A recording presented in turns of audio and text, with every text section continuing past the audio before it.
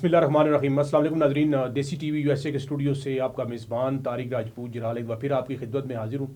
ناظرین، موجودہ جو ملکی صورتحال ہے جس کو لے کر میں یہ سمجھتا ہوں کہ ہر آدمی پریشان ہے، وہ خواہ وفاق کے حوالے سے ہو، پھر اس کے ساتھ ساتھ جو پنجاب کی جو صورتحال ہے جو کہ ڈے بائی ڈے بدلتی جا رہی ہے، عوام اس میں مایوس نظر آتی ہے، پریشان نظر آتی ہے، دیکھے تو جائے اور جائے کہاں پر۔ ان موضوعات پر بات کرنے کے لیے میرے اسٹوڈیو میں جو پینلسٹ موجود ہیں میں ان کا آپ سے تعارف کرواؤں گا۔ میرے ساتھ موجود ہے جی ماہر قانون بھی ہیں اور اس کے ساتھ ساتھ مرکزی رہنما ہیں پاکستان تحریک انصاف ملک محمد ظہیر امان ایڈوکیٹ صاحب میرے ساتھ موجود ہیں، اور اس کے ساتھ میرے ساتھ جو دوسرے مہمان موجود ہیں وہ بھی ایڈوکیٹ بھی ہیں، اس کے ساتھ انجینئر بھی ہیں، میری مراد جناب کامران حفیظ چوہان صاحب۔ اور چوہان صاحب کے بارے میں آپ کو ایک بات بتاؤں کہ انہوں نے اپنی ایک پارٹی بنائی ہے جس کا نام ہے منزل مراد پارٹی۔ سب سے پہلے تو میں دونوں مہمانوں کو اپنے پروگرام میں ویلکم کروں گا جی۔ بہت شکریہ جی، السلام علیکم۔ اچھا، سب سے پہلے میں ملک محمد ظہیر امان صاحب آپ کی طرف آؤں گا۔ میں پوچھنا یہ چاہوں گا کہ کیا یہ جو پوزیشن آپ دیکھ رہے ہیں خاص طور پر پنجاب کے اندر جس طرح ڈی نوٹیفائی کیا گیا آپ کے وزیر اعلیٰ کو، تو اس کے اوپر کیا کہنا چاہیں گے؟ جی بسم اللہ الرحمن الرحیم۔ طارق جلال صاحب بہت شکریہ آپ کا، اور دیسی T V U S A کا بھی شکریہ۔ دیکھیں، بات یہ ہے کہ یہ کہانی شروع ہوئی 9 اپریل 2022 کو، جب ایک منتخب حکومت کو ایک پلاننگ کے تحت جو ہے نا گھر بھیجا گیا اور حکومت چھینی گئی۔ اس کے بعد خان صاحب کے جتنے جلسے ہوئے آپ نے دیکھا، اور مختلف موقعوں پہ انہوں نے کہا جی کہ جنرل الیکشن کروائیں۔ اب یہ صرف اور صرف یہ ساری کہانی، یہ سارے جو معاملات کیے جا رہے ہیں، ان کا ایک ہی آبجیکٹو ہے کہ الیکشن جو جنرل الیکشن ہے وہ نہ ہو، کیونکہ خان صاحب کو جب ان کی حکومت چلی گئی، جب انہوں نے حکومت لی، ان سے چھینی گئی، اس کے بعد جو عوام کا اکٹھ ہوا، عوام جب نکلی روڈوں پہ آئی، اور خان صاحب کے ساتھ جو ان کا لگاؤ دیکھا وہ آپ نے دیکھا میڈیا پہ، ایک لوگ قسم نکلے۔ اب ڈے بائی ڈے جو خان کی عوام کے اندر مقبولیت بڑھ رہی ہے، یہ پی ڈی ایم کی تمام جماعتیں جو ہیں خوف زدہ ہیں۔ ابھی جس طریقے سے انہوں نے پنجاب اسمبلی، کیونکہ خان صاحب نے لاسٹ اپنے جلسے میں جو پنڈی میں ہوا تھا کہا تھا کہ ہم دسمبر کے 3rd ویک میں جو ہے ہم دونوں اسمبلیاں کے پی کے کی اور پنجاب کی اسمبلیاں تحلیل کر دیں گے، کیونکہ یہ جب دونوں اسمبلیاں تحلیل ہو جائیں گی تو اس کے بعد آٹومیٹیکلی جو جنرل الیکشن کی طرف جانا پڑے گا۔ اب یہ خوف کے مارے انہوں نے کیا کیا جی کہ انہوں نے گورنر پنجاب نے ایک نوٹیفیکیشن دیا کہ جی آپ نو کانفیڈنس کا اپنا ووٹ۔ اچھا ملک صاحب، میں یہاں پر آپ کو روکوں گا۔ آپ نے خود جس طرح بات کی، میں کیونکہ مجھے اس حوالے سے اکثر جو ہے وہ کرٹیسائز بھی کیا جاتا ہے، لیکن میرا کام ہے سوال کرنا۔ جس طرح آپ نے کہا تو پھر خان صاحب جو ہے وہ اسمبلیاں جو انہوں نے کہا تھا وہ پھر توڑ دیتے، پھر ڈیلے کس بات کا ہے؟ دیکھیں ان کے ڈیلے کی وجہ سے بات یہ ہے کہ بعض اوقات یہ ہوتا ہے کہ پارٹیوں درمیان ایک ایگریمنٹ ہوتا ہے، یا ایک مفاہمت کی پالیسی پہ بھی چل رہا تھا کہ شاید یہ خود اناؤنسمنٹ کر دیں گے۔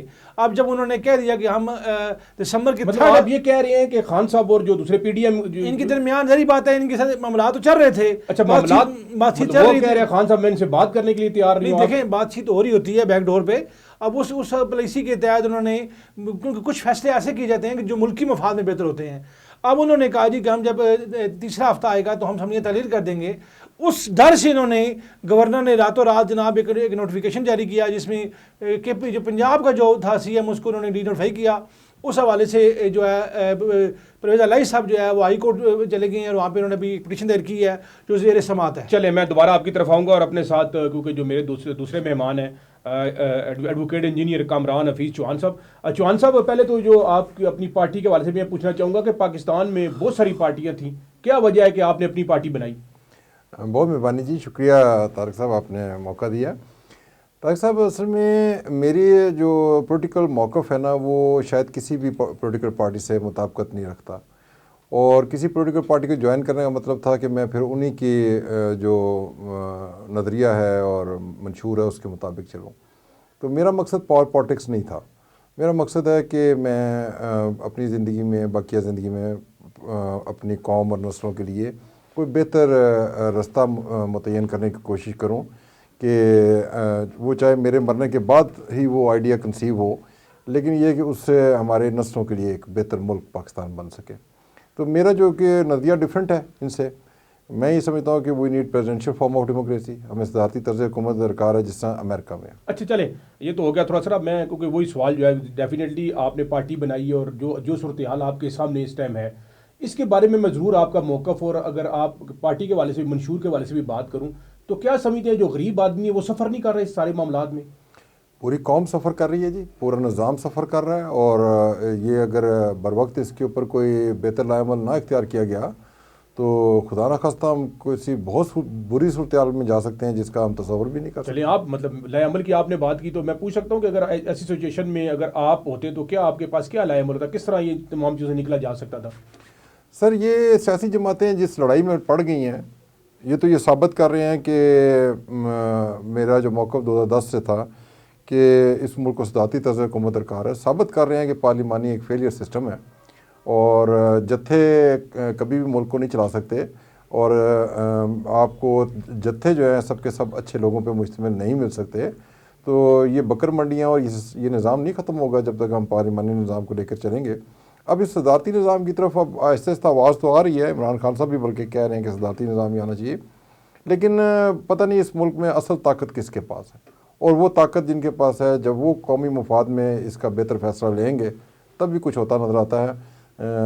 پولیٹیشین تو جتنے بھی ہیں یہ مجھے پاپٹ نظر آتے ہیں۔ اچھا، آپ کا پوائنٹ آف ویو اس حوالے سے آ گیا۔ اچھا ملک صاحب، کیونکہ اسلام آباد کے اندر جو لوکل باڈیز کے الیکشن کے بارے میں اور سننے میں یہ آ رہا ہے کہ ان کو پوسٹ پون کیا جا رہا ہے، ملتوی کیا جا رہا ہے، اور اگر دیکھا جائے تو اس میں کیا سمجھتے ہیں؟ اگر دیکھا جائے، میرا اپنا پوائنٹ آف ویو یہ ہے کہ اس سے نہ تو اگر الیکشن ہو بھی جائیں، اگر نہ بھی ہوں، تو اس سے پاکستان کی معیشت کے حوالے سے یا پاکستان کی بہتری کے حوالے سے مجھے نظر نہیں آ رہا موجودہ سچویشن میں۔ لیکن اس کے اوپر آپ کا یا آپ کی پارٹی کا کیا پوائنٹ آف ویو ہے؟ دیکھیں نہیں، بات بڑی سادہ اور سمپل سی ہے کہ بلدیاتی الیکشن 2015 کا ایکٹ بنا اسلام آباد کا، وہ مقامی جو الیکشن ہوتے ہیں بڑے ضروری ہوتے ہیں، جو کیونکہ اگر ہم اسلام آباد کی بات کریں تو مقامی حکومتوں کے قیام سے ہی اسلام آباد میں بہتری پیدا ہو سکتی ہے۔ بہت سے مسائل اسلام آباد کے ترقیاتی مسائل ہیں، پانی کے مسائل ہیں، بجلی کے مسائل ہیں، روڈوں کے مسائل ہیں، تو یہ لوکل نمائندے ہی اس کو فلفل کر سکتے ہیں۔ اب 2015 کا ایکٹ بنا، اس کے بعد ایک دفعہ یہ الیکشن ہوئے، اب دوبارہ الیکشن نہیں ہوئے۔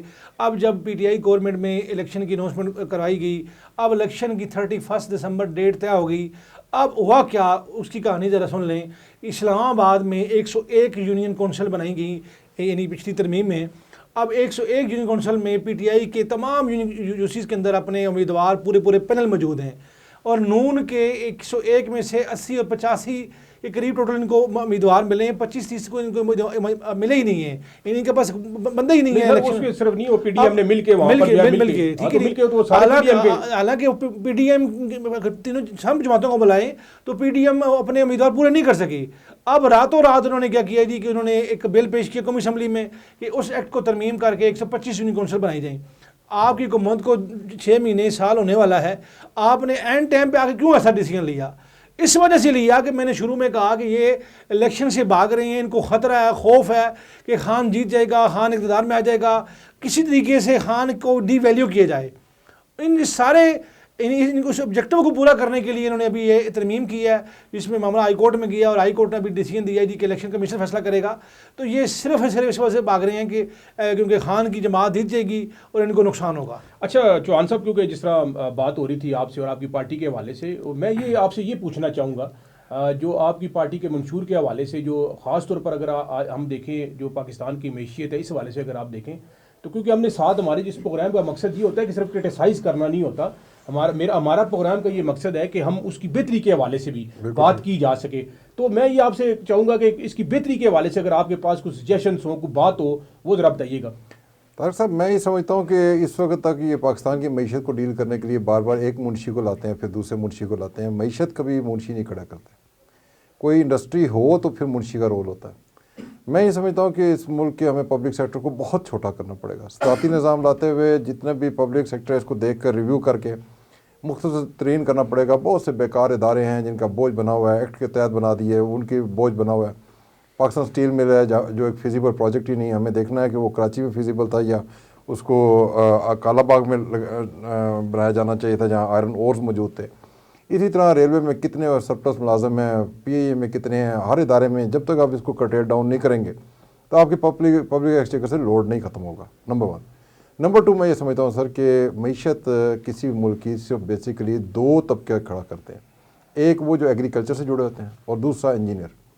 اور جتنے ملک آج آپ دیکھ رہے ہیں کہ معاشی اعتبار سے سٹرونگ ہیں، جاپان ہے، فرانس ہے، جرمنی ہے، امریکہ ہے، یہ تمام انجینئرنگ کے اوپر کھڑے ہیں۔ جتنی بھی گاڑیاں، موٹر سائیکل، موبائل ہم جو کچھ استعمال کر رہے ہیں انجینئر کا بنایا ہوا ہے۔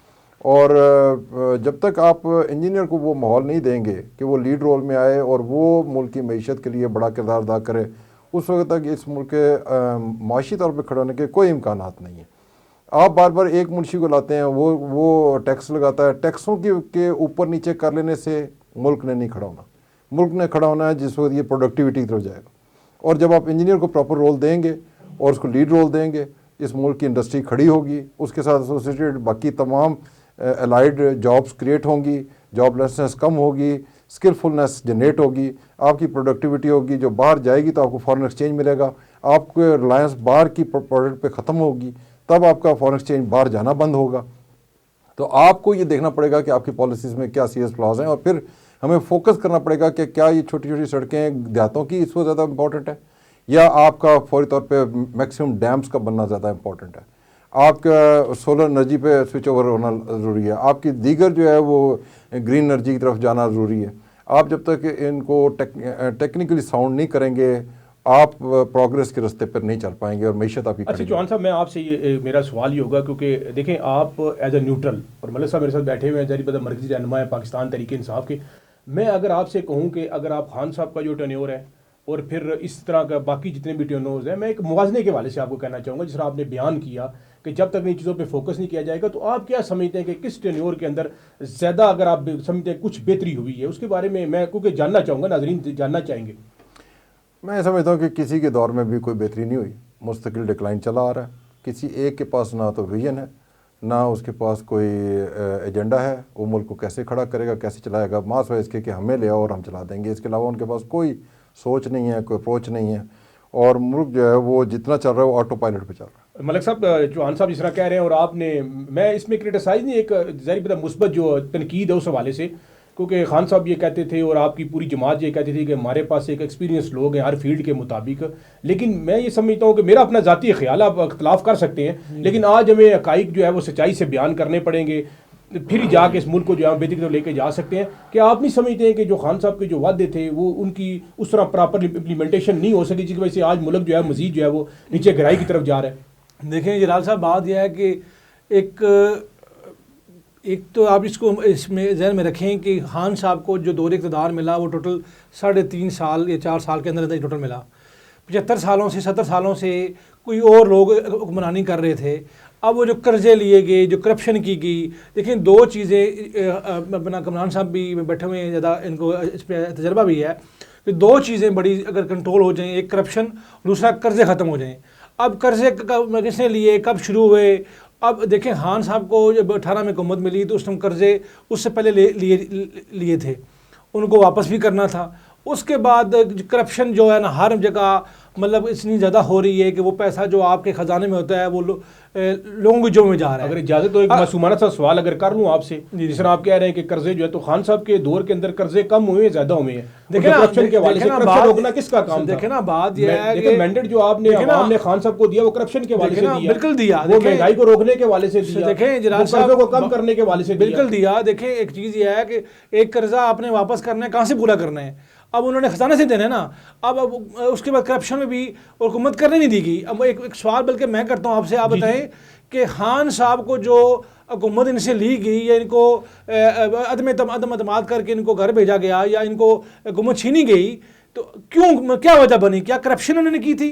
کیا تو میں جب کس وجہ سے سوال کیا ہے, ویسے تو میرا کام ہے, لیکن آپ نے اگر سوال کیا جمہوری طریقے سے ان سے واپس وجہ کیا بنی؟ وجہ میں کہہ رہا ہوں وجہ کیا بنی؟ کوئی ان کو الزام تھا کرپشن کیا ہے, یا انہوں نے کوئی ملک کو نقصان پہنچایا ہے؟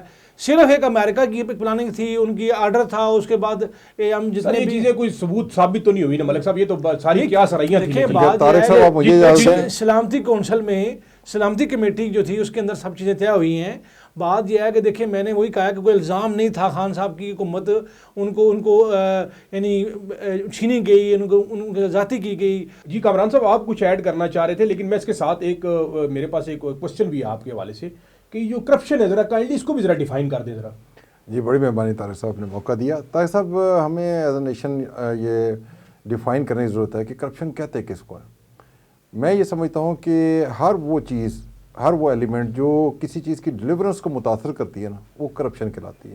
اب ہم لیپ ٹاپ کمپیوٹر میں کہتے ہیں جی کہ ونڈو کرپٹ ہوگی, وہ پیسے لینا شروع کر دیتی ہے. ایکچولی وہ جس کے لیے ڈیزائنڈ ہے وہ ڈیلیور کرنا چھوڑ دیتی ہے. تو ہر وہ آئٹم, ہر وہ ایشو جو نظام کو ڈلیور کرنے کے قابل نہیں چھوڑ رہا وہ کرپشن کے زمرے میں آتا ہے. میں یہ سمجھتا ہوں کہ جو ورسٹ فارم آف کرپشن ہے وہ injustice in totality in society ہے. جس سوسائٹی میں انصاف نہ ہو مکمل طور پہ انڈسکرمنیٹ, وہ اس میں بیسک ایلیمنٹ آف کرپشن موجود ہوتا ہے. دوسرا میں سمجھتا ہوں کہ کسی بھی ایسے شخص کا اس منصب پہ ہونا جس کے وہ قابل نہ ہو, خواہ وہ ایمانداری کیوں نہ ہو. آپ ایک ایماندار چپڑاسی کو, چوکیدار کو ادارے کا سربراہ نہیں لگا سکتے. ایمانداری کوئی کرائٹیریا نہیں ہے. تو تیسرا میں سمجھتا ہوں کہ کرپشن کی جو ورسٹ فارم ہے اس کے بعد پھر آ جاتی ہیں یہ پیسہ لینا دینا, اور کوئی جائز کام کو اسپیڈی کر دینے کا لے لینا, اور ناجائز کام کو جو نہیں ہونا چاہیے تھا اس کو کرنے کا لے لینا, یا جو ہونا چاہیے وہ نہ کرنے دینے کا لے لینا. یہ بعد کی باتیں آتی ہیں. ہمیں یہ دیکھنا پڑے گا کہ کیا وجوہات ہیں کہ ایز اے سوسائٹی ہم ایک کرپٹ سوسائٹی بن رہے ہیں.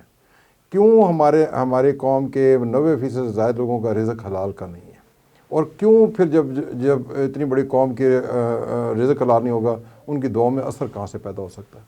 تو حلال کا رزق ہمیں یہاں کیوں دستیاب نہیں؟ وہ کینیڈا میں دستیاب ہے. آپ ٹرک چلائیں آپ کو حلال رزق مل جائے گا, آپ فرسٹ کلاس زندگی سروائیو کریں گے. آپ ٹیکسی چلا رہے ہیں آپ سروائیو کریں گے.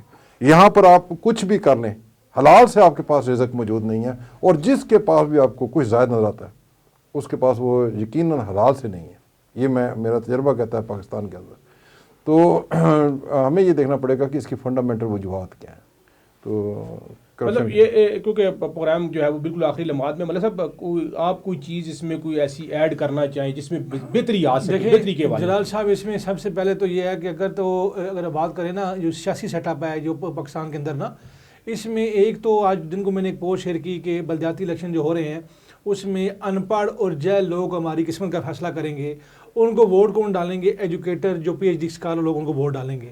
ایک تو جو جہاں پر بھی الیکشن ہو کم از کم اس کا ایجوکیشن کا معیار لازمی ہونا چاہیے. بڑی اچھی بات ہے. ٹھیک ہے جی, یعنی چاہے وہ کونسلر ہو, چاہے وہ چیئرمین ہو, چاہے میئر ہو, پروفیشنل ہونا چاہیے. یعنی کسی نہ کسی فیلڈ میں اس کا پروفیشنل, اس طرح فرض کرے وکیل ہے یا ٹیچر ہے جو بھی ہے, ایجوکیشن کا معیار مسٹ ہونا چاہیے. میں نے دیکھا ہے کہ بلدیاتی الیکشن میں بالکل انہوں نے ایجوکیشن کا معیار رکھا ہی نہیں ہے. یہ بہت ضروری ہے. اسی طریقے سے جنرل الیکشن جو ہوتے ہیں, جو بڑے الیکشن ہوتے ہیں قومی اسمبلی کے, وہاں پر بھی کم از کم پی ایچ ڈی اسکالر, ایم اے یا ایڈوکیٹ یا اس طریقے یعنی پر جو بیچلر ڈگری ہونا ضروری ہے. اور دوسری بات یہ ہے کہ جو نظام ابھی چل رہا ہے ابھی اس کا ایک ہی حال ہے کہ جنرل الیکشن کا اناؤنسمنٹ ہو جائے تو سارے مسئلے حل ہو جائیں گے. عوام فیصلہ کرے گی کہ کون حکمرانی کرے گا اور کون نہیں کرے گا. جی ناظرین, آج کے اس پروگرام میں جو ہے وہ یہی اینڈ میں بھی یہی کہنا چاہوں گا کہ اگر بالکل ہونا چاہیے اپنے الیکشنز کے حوالے سے, پھر عوام جس کو چاہے وہ الیکٹ کرے اور پھر وہ فلی طور پر جو ہے وہ تمام پاورز کے ساتھ جو ہے بہتر طریقے سے جو ہے وہ عوام کی اور ملک پاکستان کی جو ہے وہ خدمت کر سکے. انہی کلمات کے ساتھ مجھے اجازت دیجیے گا. انشاءاللہ نیکسٹ پروگرام میں آپ سے دوبارہ ملاقات ہوگی. اپنا خیال رکھیے گا. اللہ نگہبان.